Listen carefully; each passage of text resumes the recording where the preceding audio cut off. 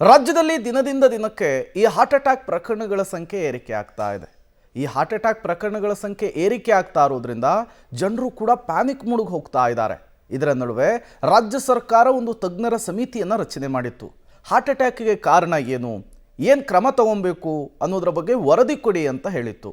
ಸರ್ಕಾರ ರಚಿಸಿರುವಂತಹ ತಜ್ಞರ ಸಮಿತಿಯೇ ಈಗ ರಾಜ್ಯ ಸರ್ಕಾರಕ್ಕೆ ಒಂದಿಷ್ಟು ಮಾಹಿತಿಯನ್ನು ಕೊಟ್ಟಿದೆ. ಏನದು ಬನ್ನಿ ನೋಡ್ಕೊಂಡು ಬರೋಣ.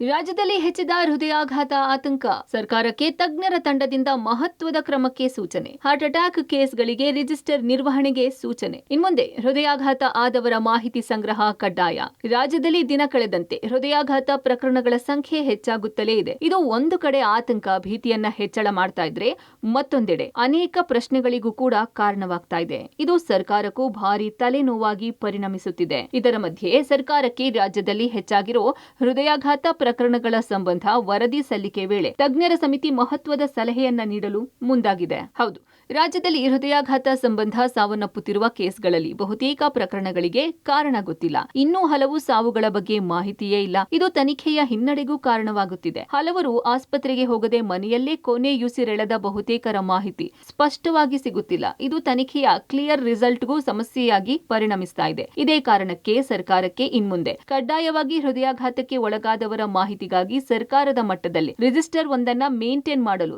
ತಜ್ಞರು ಸೂಚನೆ ಕೊಟ್ಟಿದ್ದಾರೆ. ಈ ಮೂಲಕ ಹೃದಯಾಘಾತಕ್ಕೆ ಒಳಗಾದವರ ಮಾಹಿತಿ, ಸಾವನ್ನಪ್ಪಿದವರ ಮಾಹಿತಿ, ಯಾವಾಗ ಘಟನೆಗಳು ಆಯಿತು, ಕಾರಣ ಏನು ಅನ್ನೋದರ ಸಂಪೂರ್ಣ ಮಾಹಿತಿ ಸಿಗಲಿದೆ ಅನ್ನೋದು ತಜ್ಞರ ಸಲಹೆ. ತಾಂತ್ರಿಕ ಸಲಹಾ ಸಮಿತಿ ಹೇಳೋದೇನು? ಹೃದಯಾಘಾತ ಕೇಸ್ಗಳನ್ನು ಇನ್ಮುಂದೆ ಕಡ್ಡಾಯ ದಾಖಲೆಗಳಲ್ಲಿ ಉಳಿಸಿ, ರಿಜಿಸ್ಟರ್ ನಿರ್ವಹಣೆ ಮಾಡುವ ಮೂಲಕ ಪ್ರತಿ ಪ್ರಕರಣಗಳ ಮಾಹಿತಿ ಸಂಗ್ರಹಿಸಿ. ಹೃದಯಾಘಾತಕ್ಕೆ ಒಳಗಾದ ರೋಗಿಗಳು, ಸಾವನ್ನಪ್ಪಿದವರ ಸಂಪೂರ್ಣ ಮಾಹಿತಿ ಸಂಗ್ರಹಿಸಿ. ಇದರಿಂದ ಕಾರಣಗಳನ್ನ ಪತ್ತೆ ಹಚ್ಚಲು ಸಹಕಾರಿಯಾಗಲಿದೆ. ರಾಜ್ಯದ ಪ್ರಕರಣಗಳ ಅಂಕಿಅಂಶಗಳು ಸ್ಪಷ್ಟವಾಗಿ ಸಿಗಲಿದೆ. ಈಗಾಗಲೇ ಅನೇಕರ ಸಾವಿನ ಮಾಹಿತಿ ಸ್ಪಷ್ಟವಾಗಿಲ್ಲ. ಹೃದಯಾಘಾತಕ್ಕೆ ಅನೇಕರು ಒಳಗಾಗಿರುವ ಸಾಧ್ಯತೆ ಇದೆ. ರಿಜಿಸ್ಟರ್ ನಿರ್ವಹಿಸಿದ್ರೆ ಮಾನಿಟರಿಂಗ್ ಮಾಡಲು ಸಹಾಯ. ಹೀಗಾಗಿ ಸರ್ಕಾರಕ್ಕೆ ಈ ಬಗ್ಗೆ ಸಲಹೆ ನೀಡಲು ಮುಂದಾಗಿದೆ. ಹೃದಯಾಘಾತಕ್ಕೆ ಒಂದು ಮಲ್ಟಿಫ್ಯಾಕ್ಟೋರಿಯಲ್ ಅಂತ ಹೇಳ್ತೀವಿ.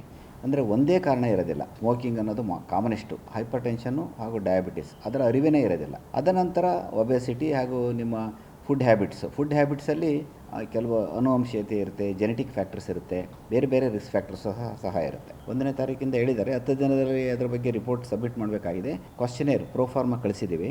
ಸಾವನ್ನು ಅಪ್ಪಿದ್ದಾರೆ. ಎಲ್ಲ ಮೆಡಿಸಿನ್ ವಿಭಾಗದವರು ಸಹ ಮನೆಗೆ ಹೋಗಿ ಅವರದು ಏನು ಮೆಡಿಕಲ್ ಹಿಸ್ಟ್ರಿ ಇತ್ತು. ಬಹಳ ಜನಗಳಿಗೆ ಪೋಸ್ಟ್ ಮಾರ್ಟಮ್ ಆಗಿಲ್ಲ, ಮರಣೋತ್ತರ ಪರೀಕ್ಷೆ ಆಗಿಲ್ಲ. ಈ ಥರ ಮೆಡಿಕಲ್ ಹಿಸ್ಟ್ರಿ ತಿಳ್ಕೊಳ್ಳೋದ್ರ ಪ್ರಕಾರ ಅಧ್ಯಯನ ಮಾಡ್ತಾ ಇದ್ದಾರೆ. 10ನೇ ತಾರೀಕಿನೊಳಗಡೆ ಅದನ್ನು ಸಬ್ಮಿಟ್ ಮಾಡಬೇಕಾಗುತ್ತೆ. ಅದಕ್ಕೂ ಸಹ ಅಂದರೆ ಒಂದು ರಿಜಿಸ್ಟ್ರಿ ಮಾಡಬೇಕು. ಯುವಕರಲ್ಲಿ ಯಾವುದೇ ಕಾರಣ ಇಲ್ಲದೆ ಸಡನ್ ಕಾರ್ಡಿಯಾಕ್ ಡೆತ್ ಯುವಕರಲ್ಲಿ ಆದಾಗ ಒಂದು ರಿಜಿಸ್ಟ್ರಿ ಮೇಂಟೈನ್ ಮಾಡ್ತಕ್ಕಂಥದ್ದು ಸಹ ಬಹಳ ಮುಖ್ಯವಾದ್ದು. ಆಗ ನಮಗೆ ಕಾರಣಗಳು ಗೊತ್ತಾಗುತ್ತೆ, ಎಷ್ಟು ಜನಸಂಖ್ಯೆಯಲ್ಲಿ ಆ ಥರ ಆಗುತ್ತೆ ಅನ್ನೋದ್ರ ಬಗ್ಗೆ ತಿಳ್ಕೋಬಹುದು. ಒಟ್ಟಾರೆ ಸರ್ಕಾರ ಈ ಬಗ್ಗೆ ಗಮನ ಹರಿಸಿದ್ರೆ ಸೂಕ್ತ. ಈ ನಿಟ್ಟಿನಲ್ಲಿ ಸರ್ಕಾರ ಹೇಗೆ ಕ್ರಮ ಕೈಗೊಳ್ಳುತ್ತೆ ಅನ್ನೋದನ್ನ ಕಾದು ನೋಡಬೇಕಿದೆ. Raghu, public TV, Bengaluru.